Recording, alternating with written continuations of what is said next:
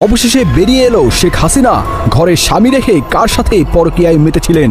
কি সম্পর্ক ছিল শেখ হাসিনার সাথে মৃণাল কান্তি দাসের। শেখ হাসিনার যৌবনকালের সব জানতে হলে ভিডিওটি না টেনে একদমই শেষ পর্যন্ত দেখার অনুরোধ রইল।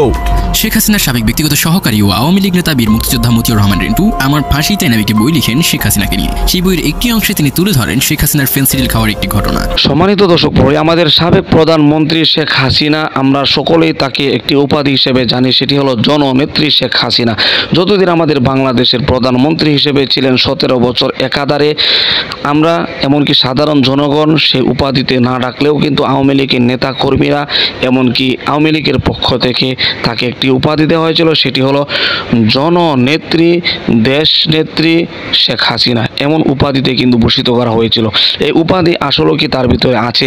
এমনকি আমরা যদি একটু পিছনে চলে যাই, অর্থাৎ প্রধানমন্ত্রীর অতীতের অবস্থা কি ছিল, তাহলে কিছু ভয়াবহ তথ্য বেরিয়ে আসবে। প্রিয় দর্শক, এই ভিডিওতে ইতিমধ্যে আপনাদেরকে দেখাবো সাবেক প্রধানমন্ত্রী শেখ হাসিনার গোপন একটি ভিডিও। নেট দুনিয়া ইতিমধ্যে তোলপাড় সৃষ্টি হয়ে গেছে যে ভিডিওটি নিয়ে। এই ভিডিওটি আপনাদের মধ্যে দেখাবো প্রিয় দর্শক। এই জন্য ভিডিওটি খুবই গুরুত্বপূর্ণ হতে চলেছে। 1 সেকেন্ডেও না টেনে ধৈর্য সহকারে শেষ পর্যন্ত দেখবেন। ছোট্ট একটি রিকোয়েস্ট করি, আপনি যদি আমাদের চ্যানেলটিতে নতুন দর্শক হয়ে থাকেন, অবশ্যই চ্যানেলটিকে সাবস্ক্রাইব করে পাশে থাকা বেল বাটনটি অন করে দিবেন। প্রিয় দর্শক, কথা না বাড়িয়ে ভিডিওতে একটি লাইক দিয়ে দেখতে থাকুন সম্পূর্ণ ভিডিওটি। অবশেষে বেরিয়ে এলো শেখ হাসিনা ঘরে স্বামী রেখে কার সাথে পরকীয়ায় মেতেছিলেন। কি সম্পর্ক ছিল শেখ হাসিনার সাথে মৃণাল কান্তি দাসের। এছাড়াও শেখ হাসিনার শরীরের কোথায় কি আছে, এমনকি বিশেষ চিহ্ন সম্পর্কে কিভাবে জানলো মৃণাল কান্তি দাস। সব প্রশ্নের উত্তর জানতে এবং শেখ হাসিনার যৌবনকালের সব জানতে হলে ভিডিওটি না টেনে একদমই শেষ পর্যন্ত দেখার অনুরোধ রইল। তাহলে চলুন ভিডিওটি শুরু করা যাক। শুরুতেই জেনে নেই শেখ হাসিনার সাথে তার স্বামী ডক্টর ওয়াজেদ মিয়ার অস্বাভাবিক সম্পর্ক এবং মৃণাল কান্তি দাসের অবৈধ আগমনের ঘটনা। শেখ হাসিনা 1981 সালের 17 মে বাংলাদেশে আসার পর থেকে তার স্বামী ডক্টর ওয়াজেদ মিয়ার সাথে স্বামী স্ত্রী হিসাবে কখনোই একটি দিন বা একটি রাত কাটাননি। এমনকি তার স্বামী ডক্টর ওয়াজেদ প্রথম থেকেই মৃত্যুর আগ পর্যন্ত মহাখালীর আণবিক কমিশনের কোয়ার্টারেই কাটিয়েছেন। শেখ হাসিনা বাংলাদেশে আসার পর তার মহাখালী ডক্টর ওয়াজেদ মিয়ার কোয়ার্টারে থাকলেও ওয়াজেদ মিয়া থাকতেন ওই কোয়ার্টারের ভেতরের রেস্ট হাউজে। দুজনে দুজনার সাথে দিনে রাতে দেখা সাক্ষাৎ তো দূরের কথা, মুখোমুখিও হতেন না। স্বামীর কোয়ার্টারে থাকার সময় এবং পরবর্তীতে ধানমন্ডির 32-এর পিত্রালয়ে বঙ্গবন্ধু ভবনে থাকতে শেখ হাসিনা নিয়মিত রুটিন মাফিক প্রতিদিন সন্ধ্যার ঠিক 1 ঘন্টা আগে গোসল করে পাউডার পারফিউম মেখে লম্বা চুলের বেনি করে চকচকে নতুন শাড়ি ব্লাউজ পরে খুবই পরিপাটি হয়ে কাউকে সঙ্গে না নিয়ে শুধুমাত্র জিপ গাড়ি এবং ড্রাইভার জালালকে সাথে নিয়ে বেরিয়ে যেতেন এবং ঘন্টা 2 পর ফিরে আসতেন। শুধু ওই সময়ে ওই অজ্ঞাত স্থানে যাওয়া ছাড়া শেখ হাসিনা আর কখনোই জিপ গাড়ি নিয়ে একা বের হতেন না। ওই সময় এবং ওই অজ্ঞাত স্থান ছাড়া যেখানেই তিনি যেতেন তার সাথে সকলকে অবশ্যই সঙ্গে নিয়ে যেতেন। তাহলে গোপনে কোথায় যেতেন শেখ হাসিনা? মূলত 1987 সালে মুন্সিগঞ্জ হরগঙ্গা কলেজ ছাত্র সংসদের ভিপি তরুণ যুবক মৃণাল কান্তি দাসের সাথেই শেখ হাসিনার পরিচয় হয় এবং পরিচয়ের পর থেকেই মৃণাল কান্তি দাস 32 নম্বরে বঙ্গবন্ধু ভবনে দিবারাত্রি সর্বক্ষণিকভাবেই থাকতে শুরু করেছিলেন।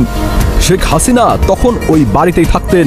এরপর থেকেই শেখ হাসিনা রুটিন মাফিক সন্ধ্যার আগে অজ্ঞাত স্থানে যাওয়া ছেড়ে দিয়েছিলেন। এরপর থেকেই অধিক রাত পর্যন্ত, এমনকি গভীর রাত পর্যন্ত বঙ্গবন্ধু ভবনের লাইব্রেরি কক্ষে ভেতর থেকে দরজা লাগিয়ে মৃণাল কান্তি দাস আর শেখ হাসিনার কুটকুট করে কথা বলতেন এবং খিলখিল করে হাসতেন। শেখ হাসিনার কাছে মৃণালের গ্রহণযোগ্যতা এতটাই বেড়ে গেল যে তা সকলের ঈর্ষার কারণ হয়ে দাঁড়ালো। মৃণাল হয়ে উঠল শেখ হাসিনার সবচেয়ে ঘনিষ্ঠ ব্যক্তি।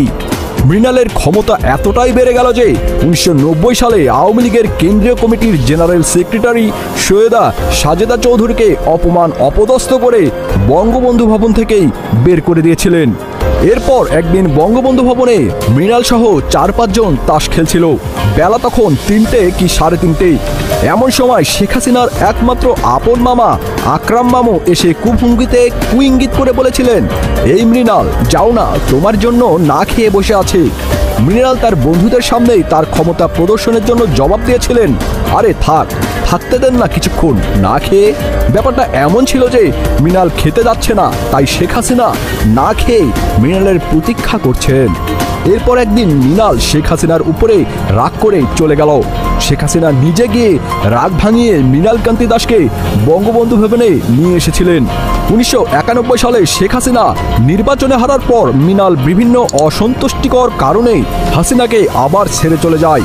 শেখ হাসিনা নিজে 3 বার মৃণালকে ফিরিয়ে আনতে যান, কিন্তু সে আর ফিরে আসে না, বরং শেখ হাসিনার সাথে তার দৈহিক সম্পর্কের কথা প্রচার করতে থাকে।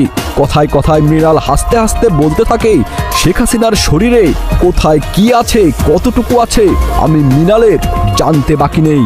মৃণালের এসব কথা লোকে বঙ্গবন্ধু কন্যা শেখ হাসিনার কানে পৌঁছাতে লাগলো।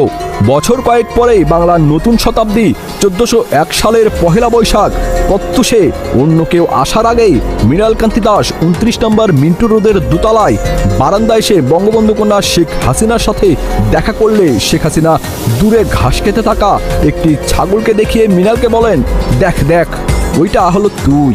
এর বছরখানেক পরে মৃণাল কান্তি দাস পুনরায় নিয়মিতভাবে শেখ হাসিনার সাথে যোগ দিলেও পূর্বের অবস্থানে আর যেতে পারেননি। শেখ হাসিনা 1996 সালের 17 ফেব্রুয়ারি সন্ধ্যাবেলা ধানমন্ডির বঙ্গবন্ধু ভবনের গেটের সামনে পিছন দিক থেকে মৃণাল কান্তি দাসের ভুঁড়ি জড়িয়ে ধরা ছাড়া আর তেমন কোনো পাত্তাই পাননি। শেখ হাসিনার সাবেক ব্যক্তিগত সহকারী ও আওয়ামী লীগ নেতা বীর মুক্তিযোদ্ধা মতিউর রহমান রিন্টু আমার ফাঁসি চাই নামে একটি বই লিখেন শেখ হাসিনাকে নিয়ে। পরবর্তীতে সেই বইটি শেখ হাসিনা সরকার নিষিদ্ধ ঘোষণা করেন এবং রিন্টু সহ তার পরিবার বিদেশে পালিয়ে যায়। সেই বইয়ের একটি অংশে তিনি তুলে ধরেন শেখ হাসিনার ফেন্সিডিল খাওয়ার একটি ঘটনা। সেই ঘটনার বিস্তারিত থাকছে আমাদের আজকের এই আয়োজন। লিখেন, বঙ্গবন্ধু কন্যা শেখ হাসিনা অবশ্য আগে কখনো ফেন্সিডিল খেতেন না। 91 সালে নির্বাচনে হেরে যেয়ে বিরোধী নেত্রী হিসেবে 29 নং মিন্টু রোডের সরকারি বাসায় ওঠার পর থেকেই সর্দি কাশি লেগেই থাকতো, ঘুম হতো না, নাক দিয়ে সবসময় পানি ঝরতো, মাথা ব্যথা করতো, টেনশনে ঘুম হতো না। বিশেষ করে বক্তৃতা দেওয়ার সময় গলা ভেঙে যেত। বক্তৃতা দেওয়ার সময় গলা বসে দেওয়া ছিল সবচেয়ে বড় অসুবিধা। ডক্টর এস এম মালিক অনেক হোমিওপ্যাথি ঔষধ খাইয়েছেন। ডক্টর এস এম মালিকের কাছ থেকে শত শত শেষে হোমিওপ্যাথি ঔষধ খেয়েও কোনো ফল হচ্ছিল না। জননেত্রী বঙ্গবন্ধু কন্যা শেখ হাসিনা ভালো হচ্ছিলেন না। ডক্টর মালিক এই সকল ঔষধের জন্য কোনো পয়সা নিতেন না। যদি পয়সা নিতেন তাহলে নিশ্চয়ই বলা হতো পয়সা নেওয়ার জন্য ডাক্তার মালিক অযথা নেত্রীকে ওইসব ঔষধ খাওয়াচ্ছেন। ডক্টর মালিকের হোমিওপ্যাথি ঔষধের সাথে চলত তুলসী পাতার রস, জ্যৈষ্ঠ মধু, কিন্তু কোনো কিছুতেই কিছু হচ্ছিল না। অবশেষে একদিন ডাক্তার এস এম মালিক এক বোতল ভারতীয় ফেন্সিডিল নিয়ে এলেন এবং বঙ্গবন্ধু কন্যাকে বলেন, নেত্রী 2 চামচ করে দিনে 3 বার এই ওষুধ খান, দেখবেন সর্দি চলে যাবে। প্রিয় দর্শক, আশা করি সম্পূর্ণ ভিডিওটি দেখলেন। ভিডিও থেকে অবশ্যই বুঝতে পেরেছেন আমাদের সাবেক প্রধানমন্ত্রী শেখ হাসিনা, যাকে জননেত্রী হিসেবে মানুষ চিনে, এমনকি আওয়ামী লীগের লোকজন আওয়ামী লীগের পক্ষ থেকে এই উপাধিতে কিন্তু ভূষিত করা হয়েছিল। ইতিমধ্যে আপনারা দেখেছেন যে প্রধানমন্ত্রীর আগের অবস্থা কেমন ছিল, সে কতটুকু ভালো ছিল, কতটুকু খারাপ ছিল। প্রিয় দর্শক, আপনারা জানেন যে প্রধানমন্ত্রীর স্বামী থাকলেও কিন্তু স্বামীর সাথে সম্পর্ক নাই। আমি এতটুকু কথা বলতে চাই। বাকি দৃশ্য এমনকি বিস্তারিত আপনারা অবশ্যই ভিডিওতে দেখেছেন। এই ভিডিও সম্পর্কে আপনার কোনো মতামত থাকলে আপনার মূল্যবান মতামতগুলো কমেন্ট বক্সে জানিয়ে দিবেন, এমনকি এই ভিডিওটি শেয়ার করে সকলের মাঝে ছড়িয়ে দিবেন। প্রিয় দর্শক, আজকের মতো এখানে শেষ করছি। ভালো থাকুন, সুস্থ থাকুন, আবারও দেখা হচ্ছে পরবর্তী ভিডিওতে।